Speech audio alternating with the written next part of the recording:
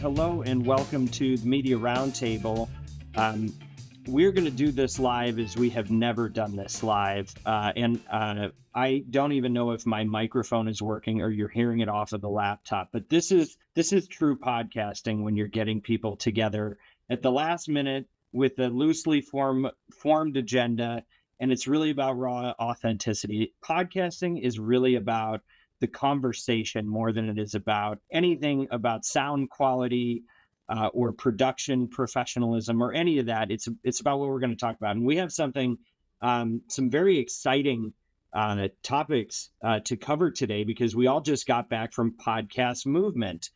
If you work in this industry, you know the podcast movement for many years has been, I think, the main.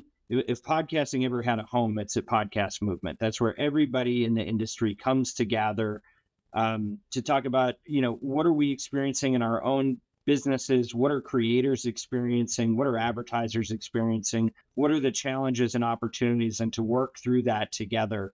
And so we're going to do that today. Of course, we're always a little bit extra focused on the needs of what we've been calling the chief audio officer. And that is the advertiser who helps keep the lights on for everybody through ad support. But really, we're going to talk about some major changes that have happened even in the last week. And we're going to unpack what that means for you all that are so invested in this space. As a friendly reminder, I'm your host, Dan Granger. I'm the CEO of Oxford Road. And we have a wonderful lineup of people who were all on the ground with me. I think we probably had like 10,000 people actually at the event this year, but we got 3 of them to get together and join me here. We have Courtney O'Connor, who is Director of Podcast Media at Oxford Road. Welcome, Courtney. Thank you for having me. We have Julia Palermo, who is on our digital media team, who always has great insights. I think she was on stage as well. Welcome, Julia. Excited to be here. And we have James Ingrassia, who leads our strategy efforts at Oxford Road. He was covering a lot of ground. James, thanks for being with us today. Anytime. Glad to be here. Now, I don't want to bury the lead, which I have so far, but, probably the biggest, most talked about topic all week was the recent announcement of the merger between Sounds Profitable and the entity that we think of as Podcast Movement. And I'm pleased to say that we have a special guest appearance from the individual who's really at the center of all this as the new incoming president of Podcast Movement and the full entity, and that is Bryan Barletta. Welcome, Bryan. Thank you for having me here. Well, thanks for doing it last minute. And I know we don't have you the full time, so I think we should get to you first. Do you mind just giving the recap? I know you've done it 10,000 times in the last week, but bring us up to speed on what you did and why you did it and what it means for everybody else. Yeah, Sounds Profitable is celebrating 5 years now. Basically, it was 5 years ago that we started it, and it's been through multiple different iterations of what it is. But I mean, I think that we finally settled on trade association. I think that was our goals and what we built towards. It's kind of hard to do that when you have other groups like the IAB, the NAB, and everything there. But we were able to build that through line. And there's some nuances with podcasting that we learned along the way. I think price sensitivity is definitely one of them. I think for organization fees and the benefits and what people are looking for. And the other is just connections and networking. Exactly like what you said. It's about the conversation and the opportunity to have those conversations. And I think we really cracked that over the 5 years as we've continued to grow to now over 200 partners and a global presence. And Podcast Movement was our home, right? Like we started under Pod News, which is half owned by Podcast Movement. Very early on, I think when Tom came on, we did a full one-day event at Podcast Movement Dallas in, I guess it would be 2022. And from there, we've just kind of taken up space, right? We've grabbed space for our partners and figured out what they needed out of those events. And that really shaped our event strategy over that time period where we've expanded into other events where we've, bought the scraps, polished them and made them valuable for people and gotten people on stage and people visible in ways they would not have planned previously. And so the opportunity came up as we were seeing, the space changes every 2 years. It feels like a brand new industry. And so we, made a concerted effort to preserve and grow what podcast movement is, because I think for so many people, it is where they got their shot, and it is something that means something to them. And we pitched a vision, and they ended up acquiring Sounds Profitable entirely. The company, the people that work at Podcast Movement have all been retained under Event Movement, which is Dan Franks' company that executes on the event. And then me and the team, as well as Christy from the Podcast Movement team, will be the ones running the day-to-day between both Sounds Profitable and Podcast Movement, to really kind of be there for what's next, not just reactionary. Well, so there's a lot to unpack within this. Let's just start with the business you started, Sounds Profitable. What changes with Sounds Profitable? Ideally, nothing. I mean, we've been a very lean team. We're at over 200 partners. I think there's sometime around 250 partners where we might have to evaluate the half an hour monthly consulting becoming an hour per quarter. But I still do all of that. I'm on calls 8+ hours a day. I love it. And I think that was really the appeal to the teams at Podcast Movement, because Dan Franks is killer at running events. They built out 2 other avenues for events. And in those areas, he has someone specifically like in the card game area or in the Bitcoin area. But in podcasting, I mean, I spend all of my time talking to everybody, and that's a full-time job, as well as needing to figure out the other stuff that we're doing. So that combination, I think, is really valuable. So I have no plans right now to change anything, and more just figure out how we benefit more of our partners and give more people reasons to become partners. Not only to benefit more at potentially Podcast Movement events, but also to the other events that we run through the year. So it's not the brand of Sounds Profitable doesn't change at all. And the newsletter for Podcast Movement, which is kind of interesting because they've had a really great list and database of people in this industry, going 365 with it. And you've been really making the newsletter kind of home base for your business. Does that shift at all, or is that something that that you determine? What do you think? We are now, God, we have so many email lists, right? To simplify it, how many different email lists we have access to? We have access to everybody who's ever bought a ticket or attended Podcast Movement that's opted into marketing.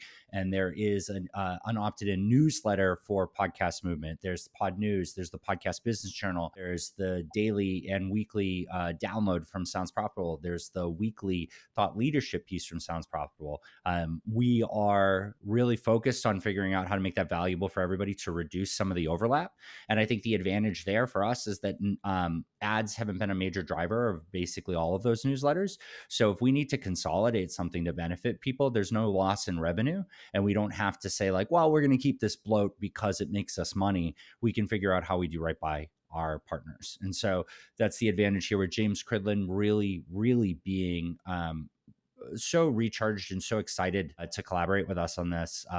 Tom Webster from our side and James have been sitting down, and they're going to lead a lot of the content decisions. But I sent out an email this morning. I said, what's our total reach per list? What's our unique reach and all that? Who are we addressing? Because there's some amazing things we could do. Imagine if we pulled everybody together and said, hey, this week, we want everybody to listen to this podcast and give your feedback and your insights, right? Even if 10% of whatever that combined list chooses to engage with that, could we chart somebody who hasn't gotten a chart, like a shot, right? Like, who are we reaching and how big is that reach? So it's going to be really exciting to see and explore that. And the best part about that is like, it's in service to all of you. It's not in service to ad sales, which I'm very, very happy that the overwhelming majority of our newsletter and content output has no ads, so that we don't have to make those tough decisions. Yeah. And so, I mean, one of the kind of more subtle parts of this announcement is James getting more involved in the programming, and now Tom getting involved in the programming. So what can you forecast for us about what the content may look like that's different in the future? Yeah, I mean, look, it's tough to say we're recording this 1 week out. I worked all weekend. Like, I spent time with the kids. They went to bed, and I was like, you know what? I'll play a video game. I mean, I'll just answer all my emails and write out my plans. We have a whiteboard that's the whole length of the office wall over there. It's full, man. Like, I've been in spreadsheets and ideas and just figuring out all of these things.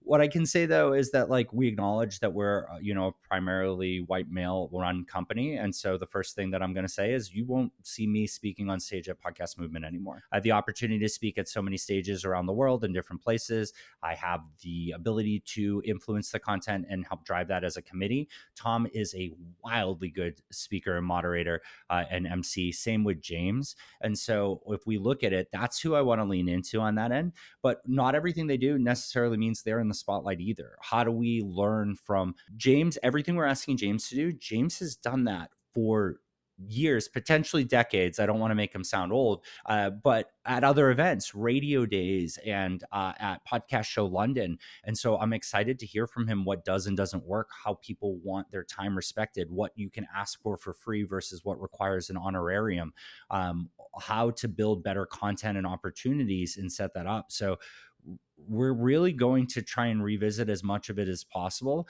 because there really is that line between, like, this is where we want everybody's attention to focus, and this is where things that the audience and the attendees want to hear from, and this is what people want to pay to be able to say in a public forum and a recorded forum. So we want to make space for all of that, because not everything needs to be center stage, but we can still spotlight it. And that's also a big reason why all of the content from this year was recorded audio and video. That was a last minute change. And then we got rid of the virtual ticket because it is about the conversations. We need to educate as many people as possible. And I want to encourage people to come there. But if you can't make it, I want you to be able to learn from it. Understood. And then, so it sounds like a lot of this is you're building the plane in flight. Sounds like it came together relatively quickly. But and maybe you don't have a clear thesis yet on, like, what are the different tracks going forward from the standpoint of, there's an industry track, a monetization track, a creator track, like how that's going to look. Sounds like we don't know yet, but maybe some of the stuff that's on your whiteboard will be expressed more so over time. Well, I would say that Sounds Profitable has been entirely built like as we're flying the plane. I think the big thing here is that, like, if it's a Sounds Profitable related task, I can get back to you in 20 minutes. Like, we can move on this right now. You need me to fly out somewhere and we got to go pitch a client or something, like, let's go. But the next time I can prove myself to you guys is South by Southwest or September in New York for the main event, right? That is going to be a big experience for us. So mostly, like, we have venues to finalize, and then we want to hear from the people who help sponsor and support this and the people who attend it, what they want out of it. And so maybe it's going to be less tracks to start, but I think in a change like this with the venues and the focus, there's no better time to contract on what we put out there and see, like, I would love to sell out more and have waiting room, like FOMO on that end, and have panels that are packed and standing room only. Then I would like to have empty space, or in just the event itself, or in any of the rooms. So you can always grow bigger. It is often very difficult to make things smaller. Not saying that this is going to be smaller in impact or anything there, but probably not Javits Center in the first year. Well, and you've been doing a lot to program at South by Southwest the last few years, but there's also been this thing called Podcast Movement Evolutions, and it sounds like that's now going away. So should we think about what you're going to be doing at South by? It sounds like you're going to do a multiple events, but the South by event is going to be like the secondary tentpole. And should we expect that to be more like Podcast Movement Evolutions? How do you think about the distinction, other than just location, between that and the fall event? Yeah, I mean, looking at Evolutions and the main event, I think they lost the ability to distinguish between the two. And I think that, like, LA was a really big part of that. And while I am upset to not have it go to LA, South by Southwest has been where a lot of people are spending time and attention. And I think it's really valuable because it's bigger than podcasting. And what we're doing there is we have 3 days for the official podcast track. So our ideal scenario is that not only do we run and oversee that podcast track, but how do we have an additional stage for people who maybe don't have a ticket? How do we have activation space? How do we take advantage of live shows at night? if you look at the podcast companies that go to South by right now, there are a substantial number of the major companies that are not there with a footprint. So how do we buy collectively that footprint? So on our end, I mean, it changes the format of the event. There's no tickets that we're going to sell. It still will be an event that we execute. There still will be sponsorship and opportunities there, but there's no hub for podcasting. iHeart does great things. Spotify does great things, but they're destinations for them. How do we pull in SiriusXM and Acast and you guys and all those things and say like, hey, collectively, this is where we're going to invite everybody to. There's stuff that you do need a South by ticket. There's stuff that you don't.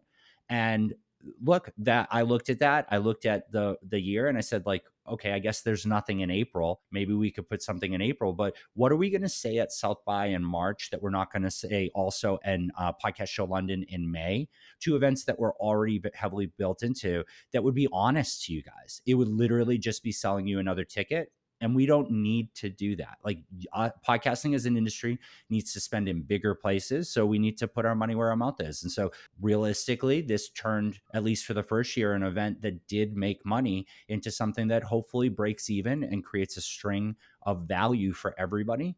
And is a real big swing for us. Yeah. And Bryan, I feel like going into Podcast Movement Dallas this year, not to mention it was in Dallas at the middle of August, but I feel like there was a lack of momentum going in, that everyone kind of felt sluggish going in.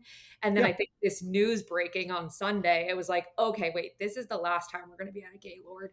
We're re-envisioning what these industry events look like, because by the time we get to August, we're on our 5th or 6th industry event that we're hearing the same thing over and over again about. So I think from my perspective and folks that I talked to at the event this year, they're excited about this being the last one and reimagining what these events look like, because as the industry has evolved, we haven't really evolved our event structure besides the introduction of South by. And you're right, but there's little things that we're going to lose, and I'm trying to figure out how do we hold on to as much as possible. Like you come back to the hotel and it's 11:30 from whatever party or event you went to, and you're exhausted, and you're like, well, maybe I'll do a lap around the bar.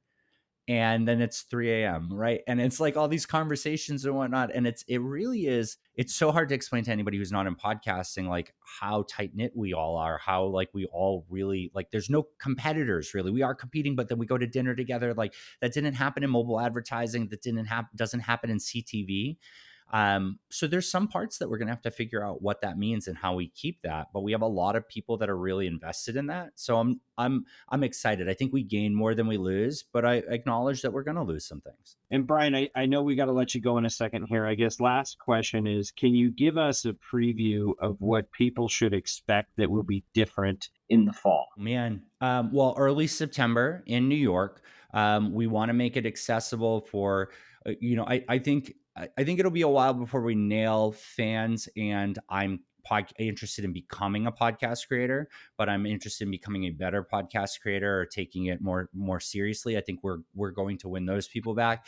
But people keep asking us, why do we keep focusing on the creators? It's because literally for the business side in New York, early September might be all I need to do to make everybody happy for the first year. But Dan Franks, it's Monday, August 25th. Dan Franks is coming in tomorrow, and we're going to be spending the whole day together. We're looking at venues, we're looking at everything there. So it really depends on what we think we can get access to. But I think that my minimum goal is 2 steps forward, 1 step back, right? Just progress on that end. And it's going to be really tough for me to think about this in years and having to really prove ourselves over years versus being able to just iterate and change and go with it.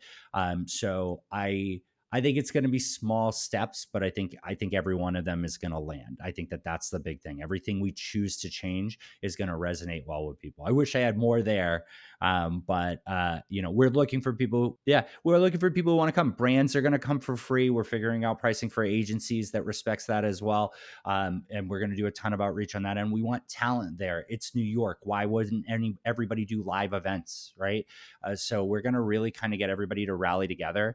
And the fun part is it's not all going to be on one destination. It's going to be really taking advantage of such a killer city that I really believe for most people, is still going to be cheaper than flying out to one of the Gaylord chains of hotels and staying at that hotel. So I really think when you can choose to stay in Staten Island and take public transportation, it's probably going to be way cheaper if that's what you need. But even still being nearby, it's going to be cheap. Indeed. Well, listen, we appreciate you coming on at the last minute. We know you got a lot on your plate, and congratulations. Thank you. No doubt, this is a smart move for Podcast Movement. I think it's a smart move for Sounds Profitable, and I have no doubt that this will be a 1 + 1 = 3 for you guys. Well, thank you so much. My last thing, actually, I figured out the biggest change they're going to be there at both the South by event and the New York event. You're going to do this live. Yes. Yeah. That's it. Why? Right? Why aren't the podcast conversations like this? Live. Yeah, we should be doing more live recordings.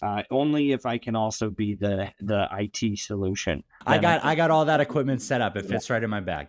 But thank you guys so much, and I'm excited to talk to anybody who wants to talk about what we could do together going forward. Great. Well, thanks for making time for us, Bryan. Thank you. That was a nice little cameo that we got here. And Julia and James, we'll start with you. Any reactions from your point of view? The news here. I'm very eager to see what Bryan does for Podcast Movement New York. I think it's a very big city. Let's see where we land there. But I'm also very curious to see how he blends creators and the industry. Because the one thing I noticed this year over previous years was that the exhibit floor, was, I could probably say 100%, maybe 99% catered towards podcasters and the creators who make the business. There was podcasting equipment and where to host your podcast and how to edit your podcast and how to get guests for your podcast. And I didn't see anything for the industry on the floor.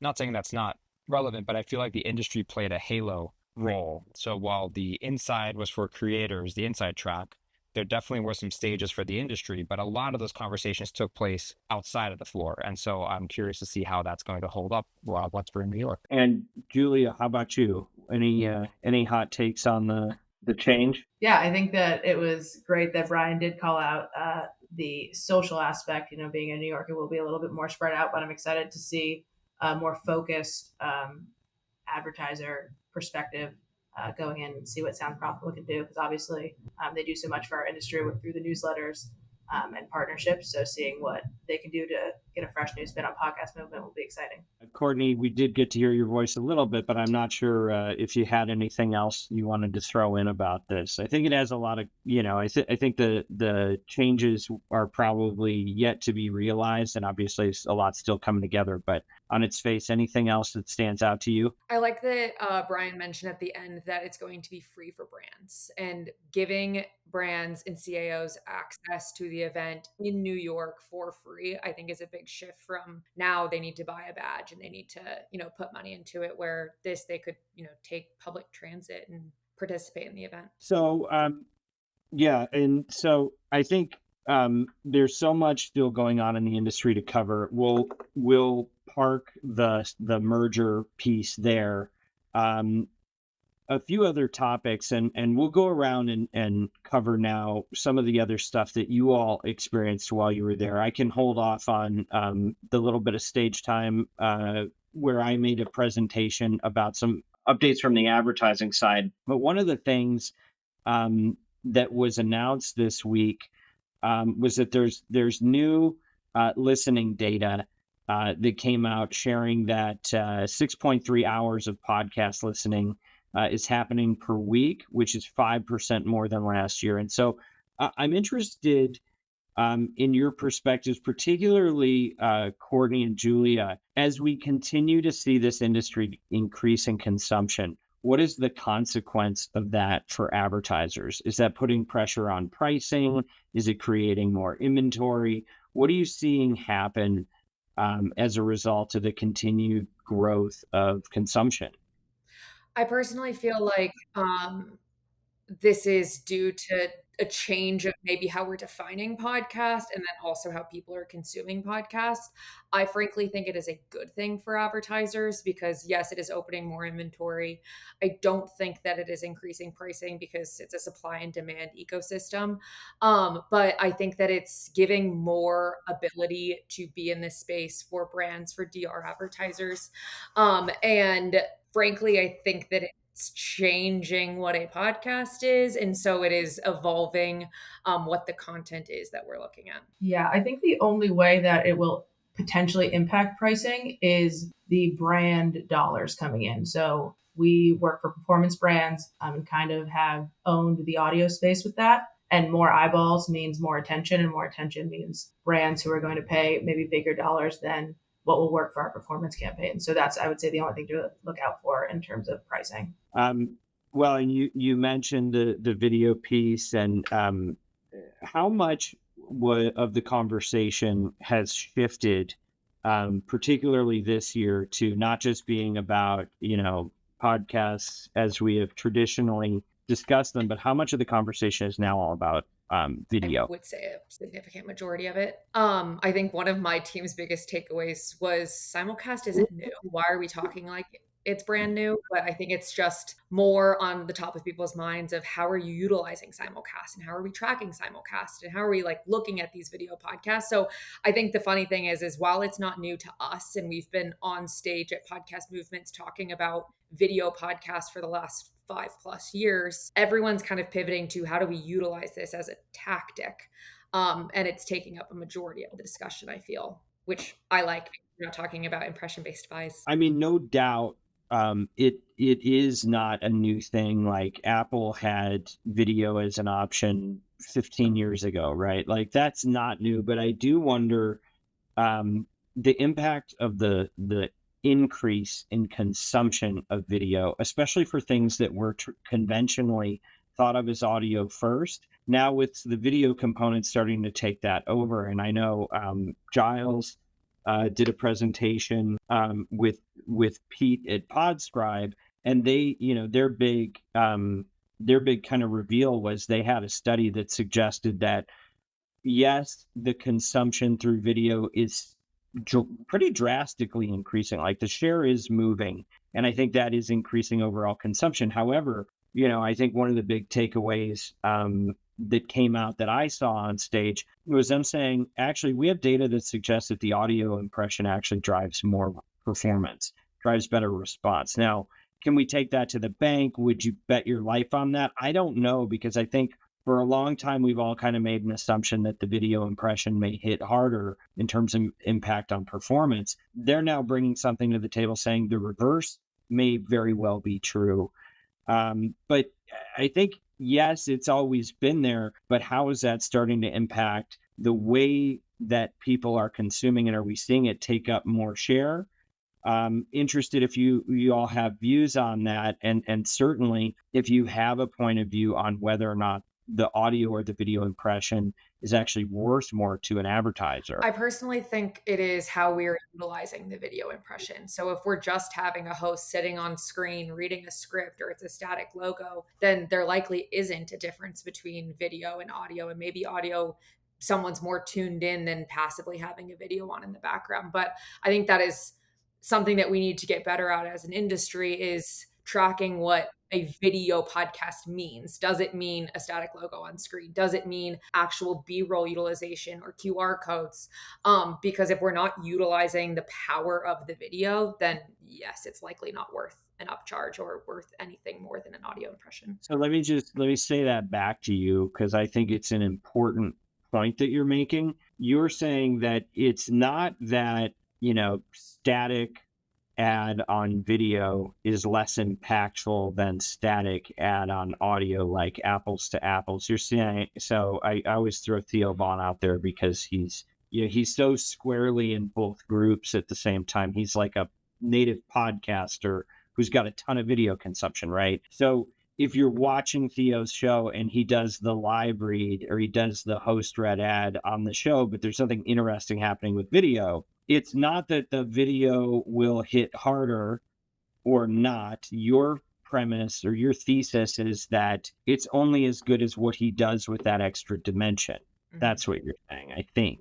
Okay. Yeah. It's an interesting point of view. James, you look like you got something Yeah, to. I also feel like it's the type of podcast that's on video. So if it warrants tuning in and setting up a screen and dedicating time to watch it, that's one thing. But some people are also in the habit of putting it on YouTube, setting it on the counter, putting their AirPods in, and then just going about their day in the house. So there may not be people watching it because you don't have to watch it. So if the show is visually heavy, I think then you probably have a better chance of someone watching it. But if it's not visually heavy and it's just someone behind their anchor desk talking or delivering the news or having a conversation, then I don't know if performance is the same as on audio. So I think the type of engaging content of the podcast, not just the ad, is very important to factor in here. Julia, anything to add on that, or you with the group? With the group, I think Courtney mentioned the QR code, and I think that this shift from what was once thought of the video impression being more valuable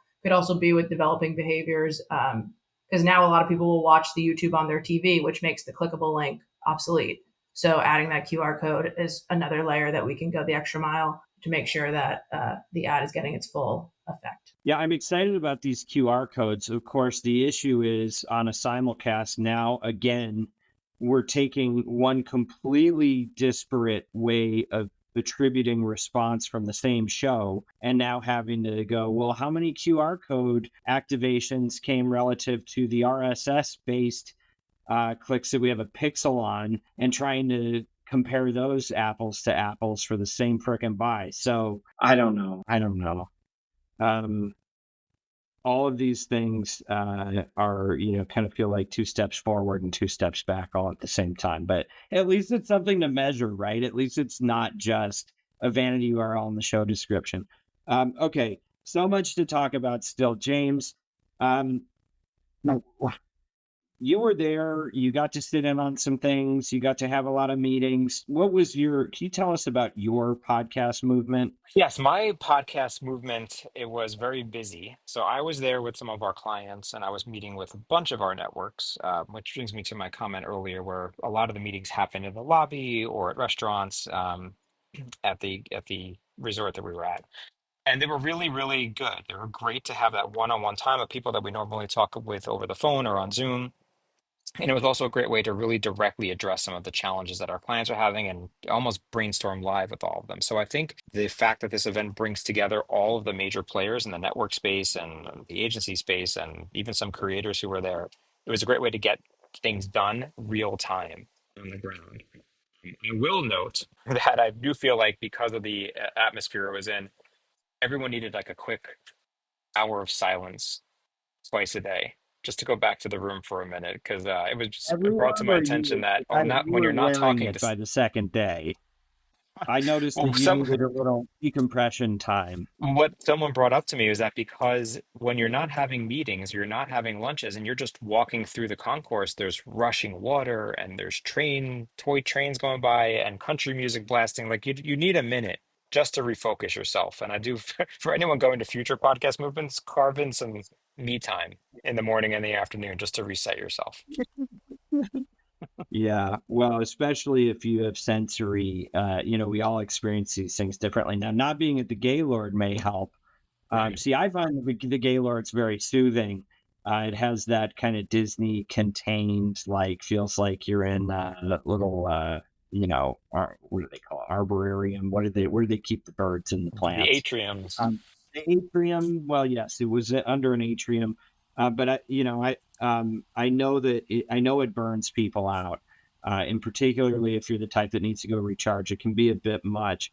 I just from thinking about different stakeholders, though, James, what's kind of interesting is in your world, it doesn't sound like the value for you is really from anything that anybody says on a stage. Like, it doesn't sound like the learning aspect is in the pie chart of why do you go to something like this. It sounds like for you, it's very much about those conversations that happen in the meetings when you're not sitting there listening to somebody on a panel or whatever. Is So that yeah, that's interesting that you say that because I would agree with you on that end. And not to say that can't learn something from someone, and actually maybe it's beneficial to go listen to some of the creator tracks to kind of hear how they're positioning things.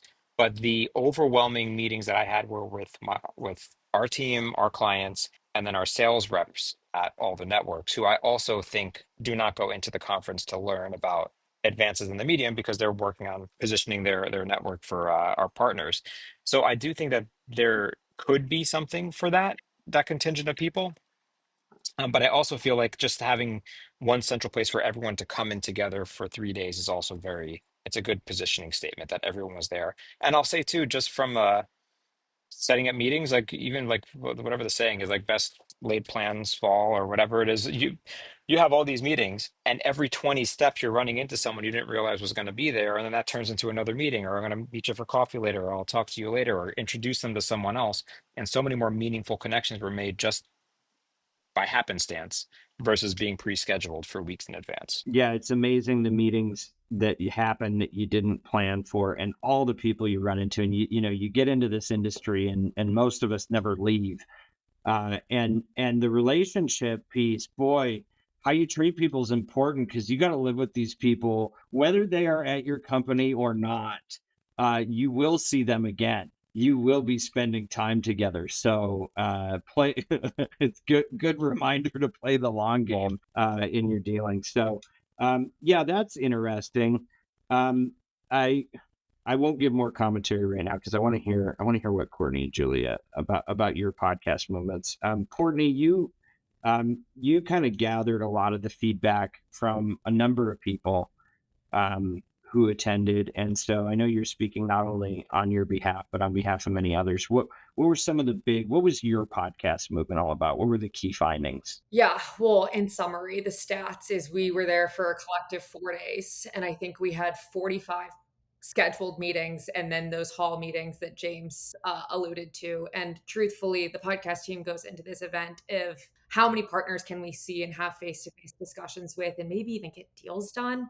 I would say my personal highlight coming out of the event, and then I'll share the team's recap, is we sat down with a very valued partner and solved a problem that probably would not have gotten solved over a Zoom call, because there were high emotions and high stakes, and we were able to sit and have a 30-minute discussion human to human and get the problem solved by the time we left Dallas. So if anything, that was worth the 4-day event of starting at 8 a.m. and going until you make it up to your room past that lobby bar.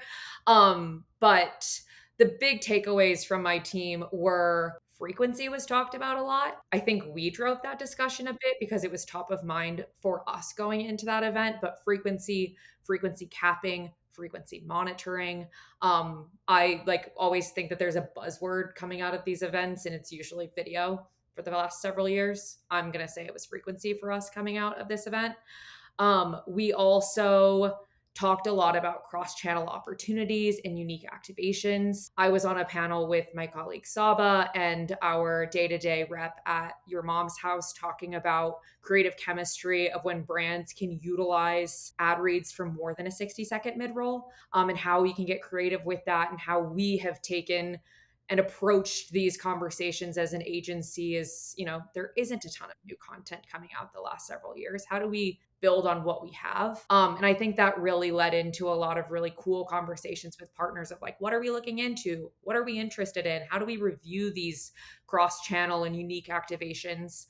And so that also became a really big highlight for the team. Yeah, well, and I will say, I get really proud going to these events, and especially now with the expanded team. We probably had 10 different members of our team on different conversations on different stages, sometimes going on at the same time, which was awkward because it was like being on 2 dates at once a little bit, trying to support everybody. But I will say, I think that I was very proud of the fact that our group was directing the conversation to some of the new places and not just the low-hanging fruit. You go to enough of these things, and I think you end up doing the same thing. You hear about attribution is hard, and here's the new dance we're all doing. This time it's the Macarena and whatever. And that's always going to be there. That's always going to be part of it. And then you get people going, programmatic is the future. Technology will save us all. People don't have to be involved in this anymore. And then you have another camp when the creators get involved. There's somebody that actually works with creators and they go, actually, like, don't just try to, force everything and control everything. Let hosts speak for themselves and get to know the brand. And like, by the time you get through that, that's kind of like the talk track that I feel like just gets recycled the whole time over and over again. Right. And I really felt that, anybody that's going to, try to pick up some of the videos or recordings of these events, check out our group, because we were pushing a lot of new conversations forward. Not the least of which, I mean, like what Giles did with Pete at Podscribe, bringing real data and really like things that you could publish in a scientific journal forward, to say, hold on, we need to test some assumptions, and it's not just the thing that everybody's talking about. It may, very, very exciting that we get to be a part of that and have a bunch of people that think about, how to zig in the conversation when everybody's zagging, really bring new insights to the table, which obviously is an important value that we're trying to live out. So anyway, don't mean to be self-promoting, just proud of the group. Julia, you're always good with some insights. Tell us about your podcast movement and anything else that stood out to you. Yeah, I made my panel debut. Very exciting. I have made a shift this year and started working more with the audience-based buying of targeted podcasts. And I felt like that shift was felt at Podcast Movement as well. And brands are moving towards more of a diversified strategy. I think, we all can agree that host-read reads are what is special about our medium, but I think that there is a place for that audience-based buying to be partnered with the host reads. And now it's about figuring out how we can best use our audience-based dollars to support those host reads. And that's by way of either the direct IO, still working directly with our partners, or programmatic. There was a lot of buzz around programmatic audio in the conversations I was having, but it's still very new in audio. And there's definitely limitations that we have in audio that they do not have in the more built out digital programmatic. And so there's a sense that everyone's still trying to figure out exactly how we move forward with those dollars. But I think the key now is figuring out how to balance those budgets and using our learnings from targeted podcasts to inform those host-read strategies. And that was echoed throughout the conference. Yeah, it's such an interesting part of the conversation, because I think for a lot of years, we heard a lot of talk about it. And I think there were really early efforts. I mean, this is anytime there's technological disruption, right? You hear about it and then you get a first wave of people trying to execute it, and it's a mess. And then people retreat from that and they kind of go back to the other thing. And, we had to fight for a long time and be really vocal, Podcast Movement and other venues, to say, hey, don't sleep on the talent relationships, because everybody was looking for that level of, automation that was kind of threatening, I think, the heart of the industry, which is very relationship based and credibility based. But I think, especially those of us that came out of radio, we know that it is a both and world. And as the industry matures, it increasingly becomes a question not of, is it one thing or is it the other? It's, how do you actually get these things to work in support of each other and not try to be so binary with all this? It's not just going to be programmatic spot running, and it's not just going to be host read ads and authentic relationships. Hopefully you can get the best of both worlds, and hopefully hosts can be integrated even to what gets bought in a more automated way or through impression-based buying, right? But it's great to see the industry growing up to the point that we can now start to have these conversations and look at the interactive effects of, where impressions fall and how they can be supportive without having to run 20 post ads in a week, or in some cases in a show, in an episode. But that you can actually get reminders at a lower cost and reinforce, some of that, marquee work that the foundation that the hosts lay. So very good stuff. And I will just add a few things from my end. Two things I was personally involved in. One was There was a screening for the documentary The Age of Audio, which we got to play a producing role in. And I got to add some contributions about the state of the industry. But it was amazing because it went all the way back to like Adam Curry and Steve Jobs and the early folks. And in the screening, I'm in the room with people that were really in the industry 20 years ago when it was more of an idea, and kind of looking back at how did we get here and how did the industry change. And so much of our work has been about trying to preserve the rock and roll spirit that brought us here with the advancements of where it needs to go as we start dealing with these, behemoth platforms and new ways of video capabilities and sharing, that helps it scale and continue to be more accessible to more advertisers without kind of losing the soul of it. And I thought it was a really gratifying thing to watch. I hope as it gets out there more, Age of Audio is something that gets on everybody's radar, because I think it's an important piece of history to really understand the full story of this medium, and everything that it's meant to creators, as well as those of us on the business side that have come in, and most importantly to audiences, because it's really an industry that's built on passion, more than most channels I think can say. And then I was given 10 good minutes on the big stage at the end to talk about our What Brands Want report coming out of our Chief Audio Officer event. And, this was a sample of 35 advertisers, some of the largest in the space, coming together and saying, like, these are our challenges and this is what we want. And I think the cliff notes on it are that this was a sample of the top spenders in podcasts who prioritize podcasting clearly more than they do any other form of audio, whether that's streaming or radio or satellite radio. 2/3 of them are bottom of funnel marketers. So even though a lot of brands continue to come in, the ones that continue to be the backbone of the industry are looking at performance. And, we asked them, what is important to you? Like, what holds you back from being able to fully leverage this channel? And the biggest thing, beyond the shadow of a doubt, is standardized metrics across platforms.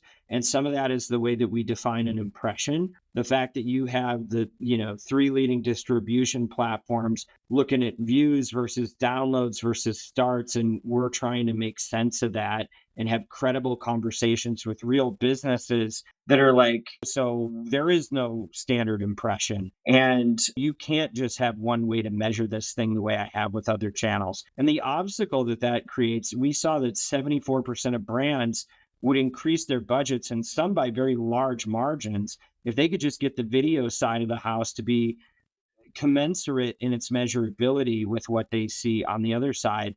Brands are concerned about ad load. The brand safety concern is less than it was in the past, but it's still real. The biggest thing that brands want to avoid is political extremism.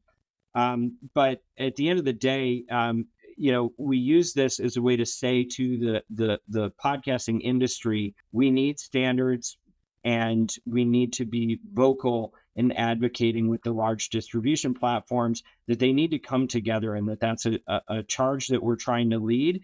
But it's not just because, we're do-gooders. There's a lot of money on the table that's getting bottlenecked for everybody. Creators, platforms, brands, everybody in the ecosystem is choked by the fact that there is no standardized way to define, measure, and define the industry and what a podcast is, measure impressions, and measure results in uniform ways. And that's a big problem that we need people being increasingly vocal to try to, urge the big players to come together and solve. So it was a productive conversation, and I think these themes were pervasive throughout. So that pretty much does it for our time. I do want to say a couple things that are very important. One is we have our own sponsors who help us make all of this great thought leadership possible. And typically they are partners that we work with on a day-to-day basis. And it is somewhat coincidental that I was just talking about measurement, and our sponsor today is Podscribe, who's been a partner to us for many years. They are, on a quest to make podcasting as measurable with the same type of precision that you see on digital channels. And I think they do a great job of that within what they can control. And the problem in our industry is not the tooling, it is the distribution and the fragmentation in distribution. But Podscribe is, clearly one of the leaders, and particularly in the fact that the name has pod in it, and probably by volume the largest leader in this space that offers measurement for podcasts and streaming audio. And they help you see in real time what's working, what shows, what episodes, what creatives, audience segments, even which devices and geos are pulling weight, so that you can get clarity on your impact. And you can push that data into your MTA model. That's a different conversation. We're going to have to do a meeting on, or a whole show on in MTAs, but they can work with your MTA, your MMM, because it's all through an API. I've got some more acronyms for you. So whether you're doing brand testing, you're a brand that's testing new shows, or you're a publisher trying to show ROI to your advertisers, Podscribe gives you the full funnel view that you need to turn insights into action. So if you want to see what smart audio measurement looks like, sign up with Podscribe and use the promo code if you can. We don't have a QR code for you today, but if you do new in all caps 20, all one word, NEW 20, you get 20% off your first 3 months. You can email partnerships@podscribe.com. That is pod, P-O-D, scribe, SCRIBE, to get started. And with that, I just want to say thank you again to everybody for listening to this special episode of the Media Roundtable. Thank you to Bryan for joining us, Julia, Courtney, James. This podcast is brought to you by Oxford Road, and you may not know this, but we want you to be successful in podcasting and in audio and creator-based media. We also want you to use your influence for good. And we believe that you can align your brand values with extraordinary business outcomes. And if you want us to help you with that, you can contact our agency, Oxford Road. Go to oxfordroad.com. Don't forget to sign up for our weekly newsletter. It's called The Influencer. It's free. Courtney reads it every day or every week, probably rereads it every day. Same with Julia and James. We live by this stuff, and we try to put stuff out there that we think helps you make better decisions as the industry moves so fast. Sign up for our newsletter. If you have feedback for us, it's at info@mediaroundtable.com. And don't forget to check out Ad Infinitum. That's Stu, our head of creatives podcast, about how to do the best audio ads in the world. As always, special thanks to Haley, Ruby, Bianca, Kyle, Prince, Everett, Neil, Olivia, and the team at Podcast One. And if I haven't told you before, influence responsibly.